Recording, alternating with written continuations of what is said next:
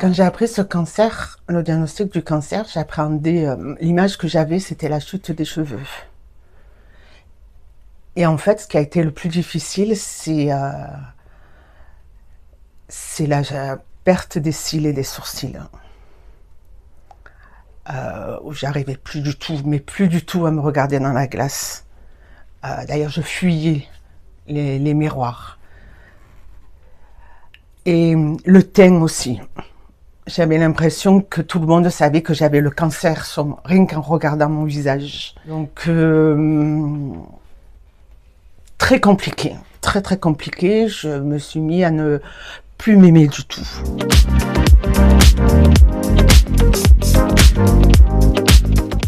Les soins qui sont arrivés dans ma vie. En fait, j'appréhendais pas du tout la chute des cheveux et puis finalement, c'est ce qui a été de plus bénéfique en fait. Depuis que je suis en socio avec les soins, je m'assume et j'arrive à me trouver magnifique dans le miroir. J'arrive à me promener sans avoir rien sur la tête.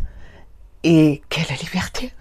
Je sors de l'hôpital, je suis la banane jusqu'aux oreilles.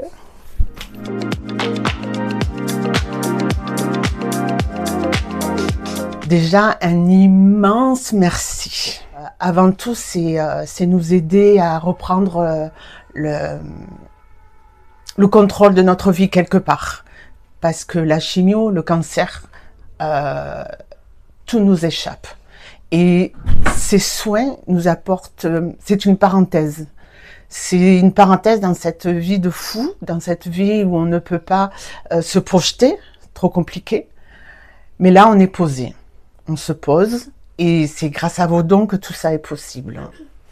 Ces dons, par exemple, me permettent de faire des soins et de passer du coup du temps de qualité avec ma fille, mon bébé.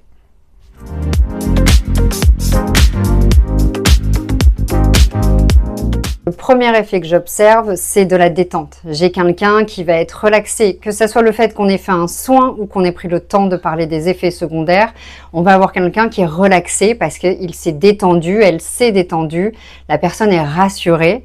Et ça a été un temps qui s'est mis au milieu d'un parcours qui est difficile. Ça a été cette petite parenthèse enchantée dont parlent les patients et pour laquelle je ferai tout pour que ça continue.